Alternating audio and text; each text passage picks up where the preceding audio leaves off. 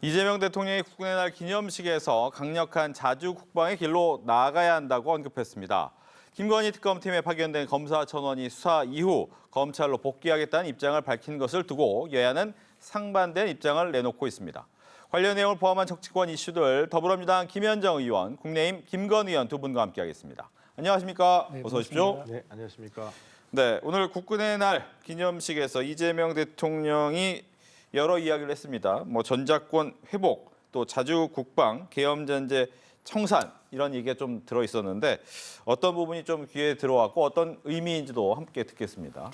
네, 오늘이 이제 건군 77주년 국군의 날이잖아요. 네. 기념식에서 이제 하신 말씀인데 기본적으로 이제 자주 국방하고 이제 안보의 자율성을 확보해야 된다라는 원칙적인 메시지를 던진 것 같아요. 그리고 이제 이렇게 저희가 평시 전자권만 지금 가지고 있잖아요. 그래서 이제 전시작전권 회수와 관련해서도 지금 오래전부터 그렇게 하기로 이제 한미 간에 얘기는 되고 있지만 현실적으로는 지금 아직 회수되지 않고 있는 그런 이제 상황인데 그런 내용들을 한미 동맹을 악화시키거나 이런 차원은 아닌 것 같고 그 한미 동맹을 오히려 더 공고히 하자라는 의미에서 그런 얘기를 한 것 같고요. 또 지금 북핵의 문제라든지 여러 가지 또 남북 간의 대치 국면에서의 문제들도 있지 않습니까? 그런 것들을 자주국방을 통해서 좀 이렇게 잘 대응을 하자 그런 취지였던 것 같고 또 미중 간의 전략 경쟁이 상당히 심하잖아요. 그 과정에서 우리가 또 나름대로의 자주적인 국방이라든지 또는 우리 한국 나름대로의 그 남북 관계에서의 전략 같은 거를 스스로 세워나가는 그런 역량을 강화하자 이런 취지에서 하신 말씀 같습니다. 알겠습니다. 국민의힘 어떻게 들으셨는지?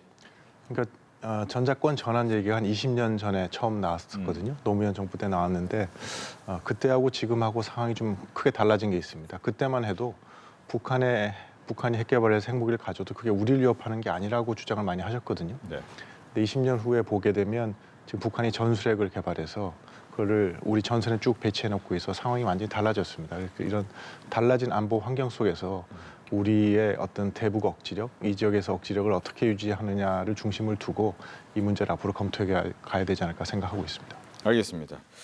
이제 최근에 가장 논란이 된 것은 이제 검찰청 폐지 이후에 검찰 이야기입니다. 검찰청 폐지 등을 골자로 하는 정부조직법 개정안이 어제 국무회의에서 의결되면서 1년 뒤, 즉 내년 10월에는 검찰청이 폐지가 됩니다. 근데 같은 날 이재명 대통령이 검사들이 되도 않는 것을 기소하고 무죄가 나오면 면책하려고 상고해서 국민에게 고통을 주고 있다라는 비판의 목소리를 냈습니다. 어떤 의미일까요? 일단 어제 국무회의에서 이제 그 수기 분리를 기본으로 하는 검찰청이 폐지되는 정부 조직법이 이제 의결이 되었잖아요. 국무회의에서 그 자리에서 이제 검찰 개혁에 대한 필요성을 얘기하는 과정에서 이제 기계적으로 항소하고 상고하는 검찰에서 이거에 대한 폐해를 이제 말씀을 하신 거죠. 그래서 사실 우리 형사소송법은 10명의 범인을 놓치더라도 한 명의 억울한 피해자가 생기면 안 된다라는 게 사실 기본이거든요. 그런 차원에서 이렇게 그 1심에서 무죄가 났을 경우에 무조건 기계적으로 항소하고 또 상고하는 것은 이러한 형소법의 기본 그 정신에도 반한다 이런 이제 말씀을 좀 하신 것 같고요. 그리고 이제 이렇게 그러면은 이렇게 검사들이 1심 무죄가 나면 기계적으로 항소하고 상고하는 이유가 보니까 검사가 자기가 수사했던 내용들에 대해서 1심에서 무죄가 나오면 그것을 이제 면책을 받기 위한 그 이유로 인해서 항소를 많이 남용하고 있다라는 것입니다. 그래서 실제로 통계를 보더라도 1심에서 무죄가 나와서 2심에서 유죄로 바뀐 확률은 5%도 채 되지 않는다라고 하거든요. 그래서 이번에 그리고 또 이제 1심에서 그렇게 무죄가 났는데 또 2심 가고 대법원까지 갔을 때 그 실제로 피고인으로서 소송을 하는 그 개인은 상당히 이제 정신적인 측면이라든지 물질적인 측면에서 상당히 많은 타격을 입는 이런 관행들을 지금 제도 개선을 통해서 바꾸자 이런 취지로 말씀하신 것 같습니다. 네. 검찰을 강도 높게 비판한 이야기는 어떻게 들으셨는가요? 그러니까 저는 그 말씀 들으면서 두 가지가 생각났거든요. 하나는 뭐냐면 우리가 사적구제를 형사 문제에서 사적구제를 금지합니다. 개인이 보복을 한다거나 이런 거 못하게 하거든요.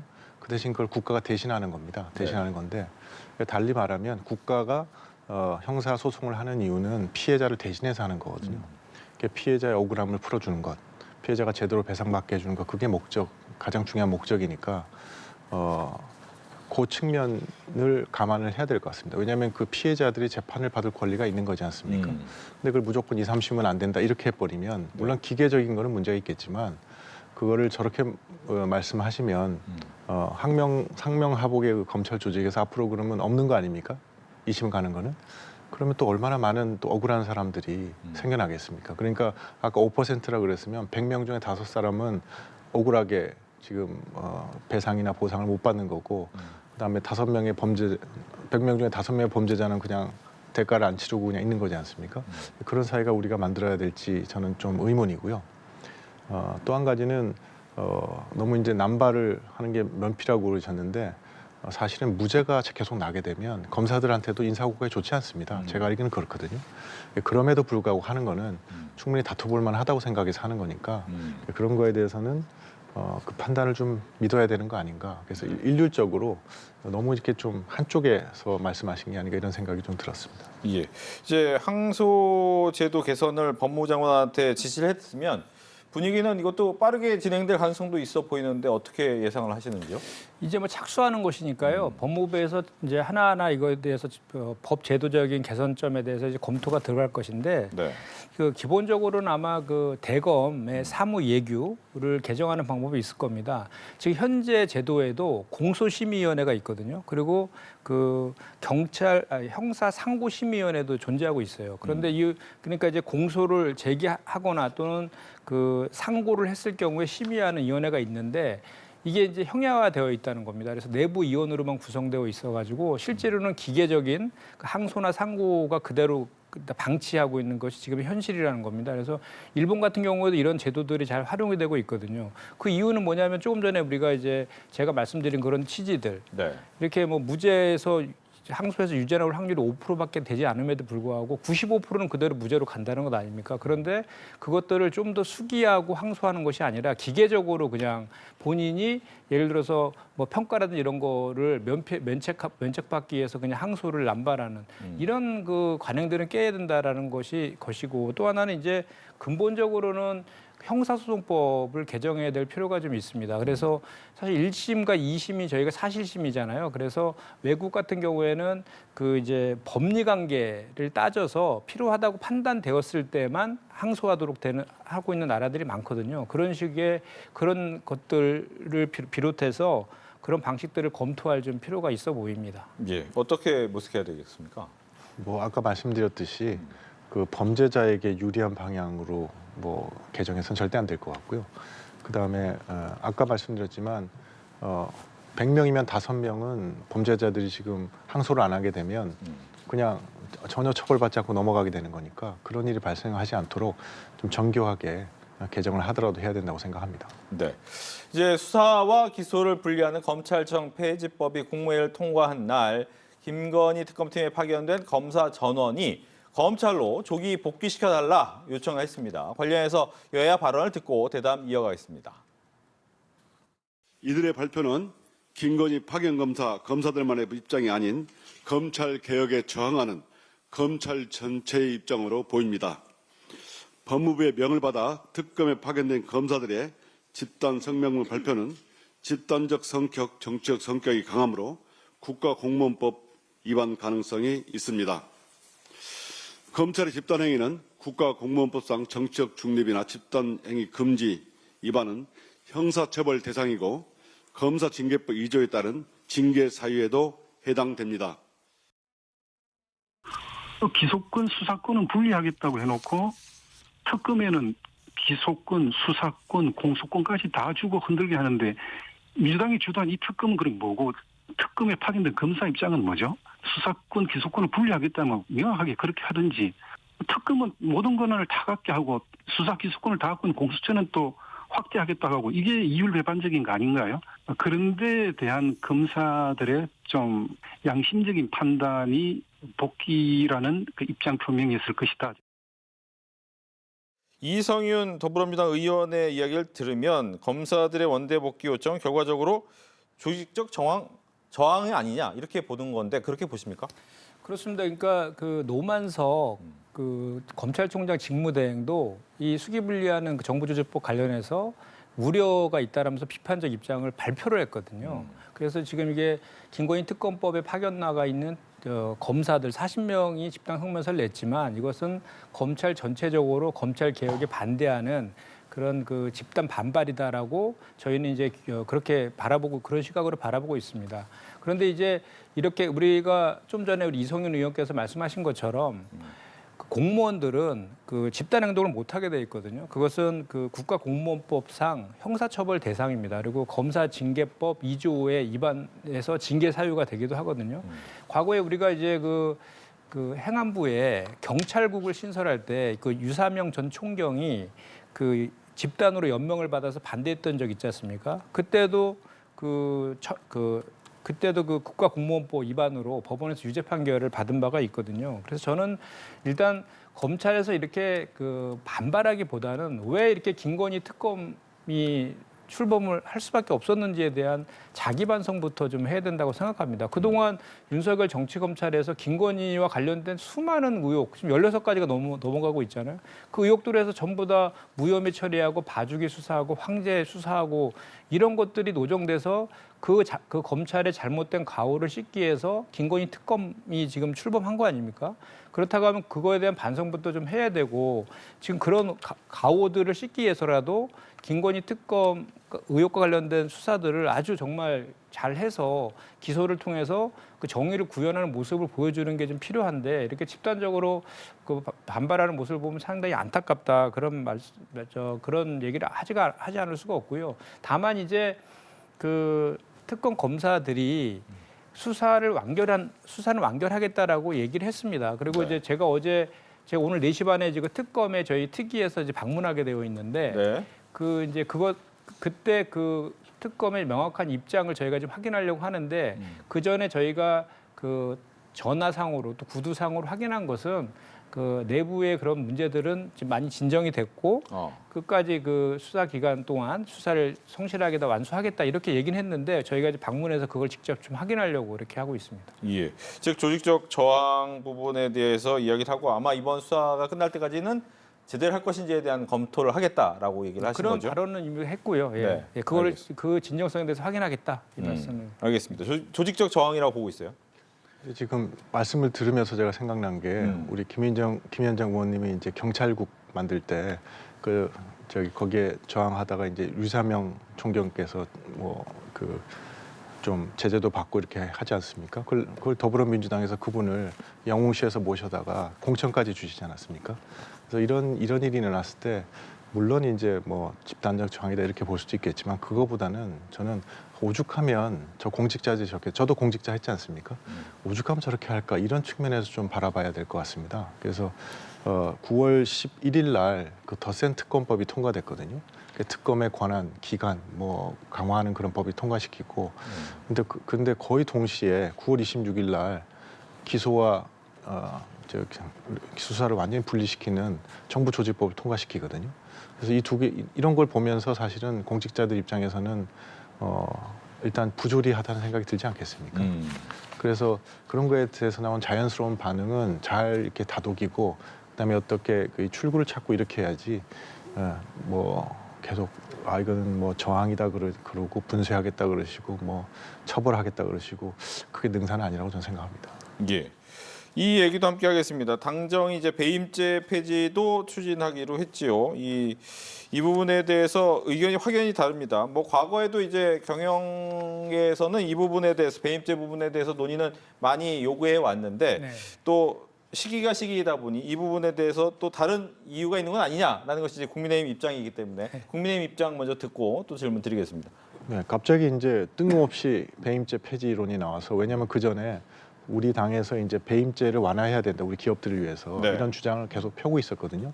특히 지난번에 더 센 상법 나오면서 그때 우리가 주장을 많이 하고 지금 우리가 이제 입법안도 많이 발의가 돼 있습니다. 우리 당 의원님들이. 근데 그때는 전혀 관심도 안 두고 뭐 이렇게 하시다가 갑자기 이렇게 배임죄 폐지를 얘기하시니까 저희도 놀랬고 왜 그럴까 가만 생각해 보니까 이게 뭐 기업을 위한다는 의미보다는 네. 지금 이재명 대통령의 어떤 여러 가지 그 재판 문제를 해결하기 위한 것이 아닌가 하는 의구심이 이제 들 수밖에 없지 않습니까? 그래서 이런 상황에서 이것이 진정 이제 기업들을 위해서 하는 것이라 그러면 분명하게 이거는 저 이재명 대통령 재판하고는 아무 상관이 없고 기업들만 기업을 위해서 하는 법이다 하는 원칙을 밝히시고 거기에 따라서 여야가 협의를 해가야 된다. 그다음에 야당의 의견을 존중해서 이걸 해가면 야당이 계속 주장하던 바니까 그래서 배임죄를 완화하는 방향으로 이제 입법 개정을 하면 되지 않을까 생각하고 있습니다. 네. 여기서 이제 잠깐 얘기를 드리면 배임죄 부분을 폐지를 하게 되면 배임죄와 관련된 소송을 하는 사람들은 관련된 법적 처벌 근거가 없기 때문에 그 소가 면소가 되는 그런 상황이 될 수 있다. 따라서 배임죄 부분을 오히려 보완하거나 완화하는 입법이 돼야 된다라는 것이 이제 국민의힘의 주장이라는 점을 소개를 해드리면서 이 부분을 폐지로 가야 되는 이유가 어디 있느냐?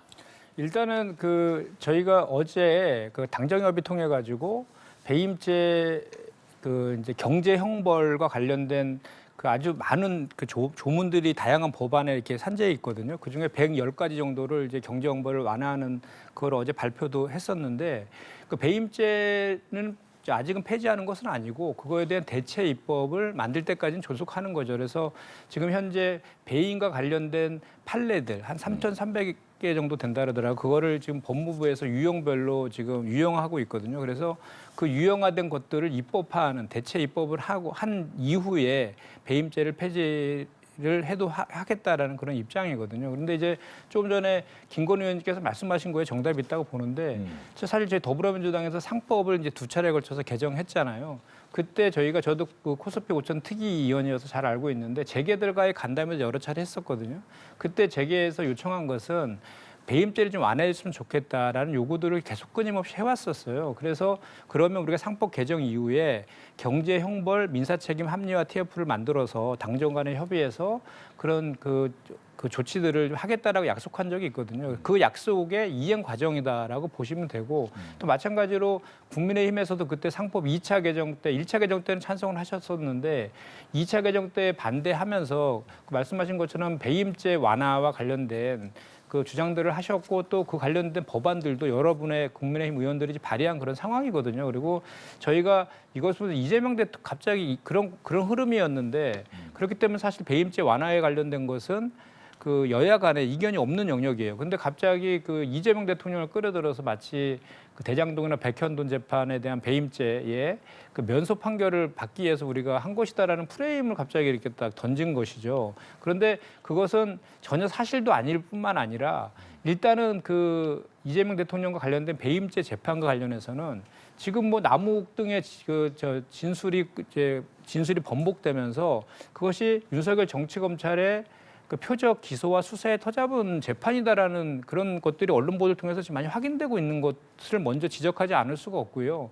그리고 실제로 이 배임죄 같은 경우에는 이제 과거의 군사 독재 시절에 기업들을 그 길들이기 위한 것으로 많이 악용도 되어 있었고 이연령 비연령 범죄라 해서 선진국에서는 배임죄가 없는 나라도 많이 있습니다. 그런데 이제 저희가 특히 이제 지자체장이라든지 정부라든지 이런 쪽에서의 그 의사결정 있지 않습니까? 정책 결정에 대해서는 상당히 폭넓은 재량권이 주어지기 때문에 그 지자체장이 결정한 것에 대해서 그걸 배임죄로 규율한다는 것은 그 자체가 사실 어불성설인 내용이었거든요. 근데 그런 걸 가지고 정치 수사하고 표적 수사하고 기소했던 그런 측면에 대한 반성도 전 뒤따라야 된다라고 생각합니다. 그리고 분명하게 말씀드리는 것은 이게 무슨 이재명 대통령의 기존 재판을 면소받기 위해서 한다는 건 절대 아니다. 이 말씀을 말씀드립니다. 네. 이제 지금 김현정 의원의 설명을 들어서 처음에는 아닌가 보다 싶었는데 나중에 설명한 거 들으니까 그런가 보다 이렇게 바뀌는 그런 갑자기 지자체장 말씀들을 하시니까요. 그런 생각이 듭니다. 이 문제는 여야가 합의해서 그다음에 야당이 원래 제기하던 거니까 뭐 폐기하겠다는 게 아니라 야당이 제안한 어떤 배임죄 완화 법안을 수용하겠다 그렇게 하면 끝나는 문제인데 갑자기 폐지하겠다 그래 버리니까 이런 오해가 생기는 거니까 오해라 그러면 그걸 해소시켜 주시면 될 것 같습니다. 대체 입법을 만든다라고 말씀드립니다. 알겠습니다. 다음은 조희대 대법원장 청문회 얘기입니다. 어제 있었죠. 어제 있었던 대법원장 청문회는 대법원장이 출석하지 않았죠. 그런데 바로 이제 국정감사 일정을 하루 더 늘리겠다. 현장 감사하면서 분위기가 결국 청문회 하겠다라는 거 아니냐라고 이제 얘기가 나오잖아요. 청문회 하는 겁니까? 아니 실질적으로 청문회에 준하는 국정감사를 하겠다라는 것이죠. 네. 왜냐하면 저희가 이제 사실 상권 분립 하에서 입법부가 사법부에 대한 견제와 감시하는 것은 당연한 국회의 또 의무이기도 한데 그 국회에서 합법적인 국회법 121조 5항에 근거해서 합법적인 청문회를 개최했음에도 불구하고 두 차례나 불출석했거든요. 조희대 대법원장이. 그렇기 때문에 부득이하게 국정감사에서 청문회에 준하는 국감을 하겠다라고 이제 하고 있는 것이고요. 그 사실은 상권 분립이라는 것이 그 사법부가 헌법과 법률의 범위 안에서의 사법부 독립인 것이지 사법부가 그냥 사법부 독립이라는 그 말 뒤에 숨어서 아무렇게나 막 하라고 하는 의미는 아니지 않습니까? 그리고 지금 국민들께서는 분명하게 그 조희대 대법원장의 그 대선 개입, 사법 쿠데타와 직위원 재판부의 그 구속 취소, 전례 없는 구속 취소와 재판 지연에 대해서 많은 의구심을 갖고 계세요. 이렇게 해서 공정하고 신속한 내란 재판이 더 이루어질 수 있는가에 대한 의혹이 있는 거거든요. 그래서 그거에 대해서 의혹에 대해서 밝히자고 하는 것인데 오히려 조희대 대법원장이 그 청문회라든지 국감에 나와서 그런 과정에 대해서 소상히 밝히면 될 일인데 왜 그렇게 그 대법원장 그 사법부 같은 경우에는 법위에 군림하는 존재는 아닌 거 아닙니까? 그래서 민주당 입장에서는 헌법과 법률에서 허용하는 테두리 안에서 할 수 있는 방법을 찾고 있는 것이고 계속해서 사법부에서 이렇게 그 본인 그 사법부에서 이렇게 그 의혹 등에 대해서 명확한 입장을 밝히지 않고 기득권 지키기로 일관한다면 저희가 추진하고 있는 사법개혁의 그 속도나 그 범위 이런 것들은 더 강해질 수밖에 없다. 그리고 그거를 자초한 것은 사법부다 이 말씀을 드리지 않을 수가 없습니다. 예. 사법부의 개혁을 위해서 어쩔 수 없다라고 얘기를 하셨어요. 뭐 저는 도저히 납득이 안 가고요. 저렇게 말씀하시는 거는 그 민주주의라는 것이 사실 원래 민주주의라는 가장 큰 의미는 독재 아니면 절대 권력이 탄생하는 걸 막는 거거든요. 절대 권력을 탄생하는 걸 막기 위해서 우리가 하는 장치가 삼권 분립입니다. 삼권 분립을 해놓고 서로가 견제와 균형을 하게 돼 있는 거지 않습니까? 그런데 사법부에서 재판한 내용을 갖고 그 대법원장을 불러다가 이 재판 내용이 마음에 안 든다고 막 따지고 뭐 이렇게 할 수 있다 그러면 그게 뭐 사법권 독립이 되겠습니까? 사법권 독립이 안 된다 그러면 우리 민주주의가 무너지는 거지 않습니까? 그래서 이런 거는 저는 받아들일 수 없고요. 이렇게 한다는 거는. 그다음에 그 지금 아까 말씀하신 재판 내용에 재판 판결 내용에 문제가 많았다. 이렇게 말씀하시는 것도 저도 그렇게 생각하거든요. 왜냐하면 지난번에 기억하시지 않습니까? 이 방송에서 우리가 그 당시 이재명 당대표의 공직선거법 네. 2심 판결 때 저희가 김현정 의원님하고 같이 생방송하지 않았습니까? 그렇죠. 그때 했을 때 무죄로 나왔을 때 저는 억장이 사실 무너졌거든요. 이건 잘못된 판결이다. 막 그랬지 않습니까?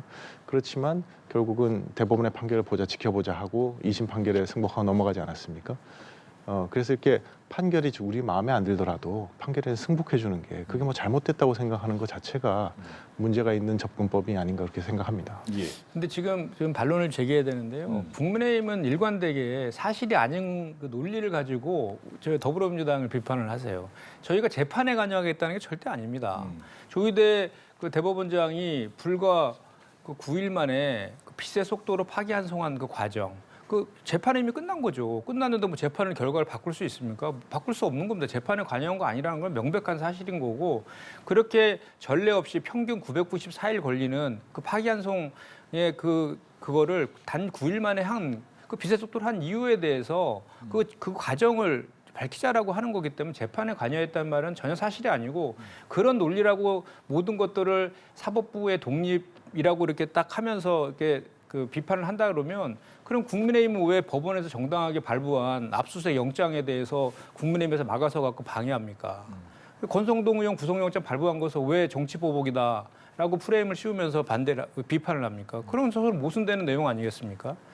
저희는 사법부의 그 독립이라는 것은 사법부가 국민으로부터 신뢰를 받는 그런 것이 사법부의 독립의 가장 기본적인 전제가 돼야 된다는 것입니다. 그래서 정말 이례적인 거 아니었습니까? 그리고 구속 취소로 그렇게 전례 없이 날이 아닌 시간으로 구속 취소한 사례가 78년 검찰 탄생한 이후로 없었지 않습니까? 그리고 대법관인 법원 행정처장도 잘못됐다고 국회 나와서 얘기하고 있는 그렇게 한 재판부를 그대로 그냥 그 내란 재판부의 재판부로 그냥 그대로 두고 있고 아무 조치도 안 하는 것이 국민들의 상식에 맞냐 이거죠.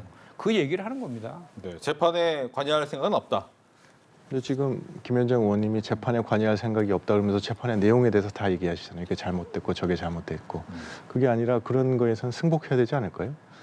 그다음에 그 압수수색 우리 당에 대해서 우리가 막았다 그러셨는데 우리가 막은 것이 아니라 압수수색 온 거에 대해서 영장에 있는 대로 정확하게 진행될 수 있도록 협의를 해서 결국은 다 압수수색이 진행되지 않았습니까? 그래서 그런 거에 대해서 약간 좀 그렇게 공격하시는 거는 좀 심하신 거 아니 아닌가? 국민들이 예. 그 송원석 원대가 그 특검에서 압수수색 영장 들고 그 당사로 가면 다 저 의원들한테 직접 동원령 내려가지고 다 막아섰잖아요. 밤새도록 돌아가면서 당번도 쓰시고 다 봤는데 그걸 아니라고 하시면 그건 사실이 아니다라는 말씀을 드리고 자꾸 제가 누누이 말씀드리지만 저희가 어느 재판에 관여를 합니까? 저희가 아까도 좀 전에 말씀드렸잖아요. 9일 만에 전례 없이 빛의 속도로 파기한 송환 그 과정 그거와 그 직위원 재판부가 왜 그 내란 수계를 전례 없이 그 시간을 기로 계산해 풀어줬는지 그 내용에 대해서 의혹을 규명하자는 게 내용인데 그게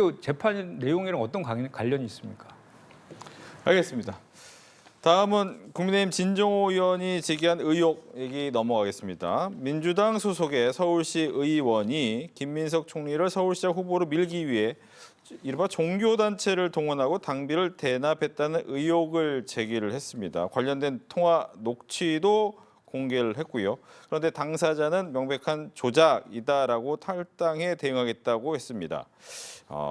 일단은 뭐 녹취가 있었고 여기에 대해서 당사자는 탈당하겠다라고 얘기를 하고 있는데 민주당에서는 이 부분을 어떻게 보고 계십니까? 일단은 그 의혹이 그 당사자 같은 경우에는 이게 이제 탈당을 하면서 이거는 명백한 조작이고 음해다라고 하면서 법적으로 대응하겠다라고 얘기를 했습니다. 근데 그 진종호 의원이 의혹 제기한 거는 두 가지인 것 같아요. 종교 단체를 동원하고 당비를 대납했다. 그렇죠, 당비 대납. 근데 실제로 그 김경 그 시의원 같은 경우에는 이제 그 서울시의 문화체육관광 상임위원장이더라고요.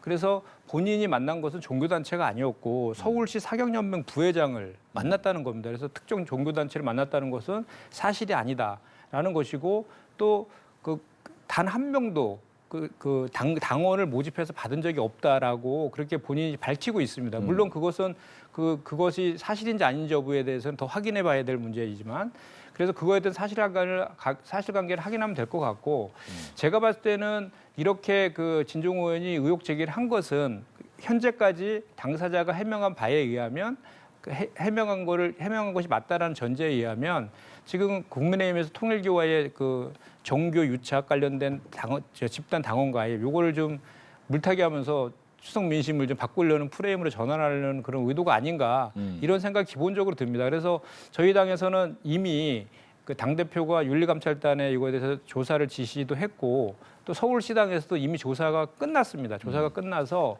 그 김경 시의원이 그 모집한 당원들은 전부 다 그 무효 조치 입당을 무효화되는 조치를 취했고 또 전수조사도 지금 들어가 있는 그런 상태여서 지금 그리고 또 하나는 이제 진종호 의원의 의혹 제기 중에 가장 그 핵심적인 것이 김민석 총리와의 연루설이잖아요. 김민석 네. 총리가 서울시장 출마할 때 도움을 주려고 했다. 이건데 그와 관련된 어떠한 연관관계도 없고 오히려 저 시의원이 평소에 이제 내년 지방선거 때 구청장 출마를 준비하는 분이신 것 같은데 그 김민석 총리를 평상시에도 이렇게 좀 이렇게 팔고 다녔다 표현이 좀 그렇지만 그렇다라고 그런 것으로 지금 확인되고 있다라는 말씀드립니다.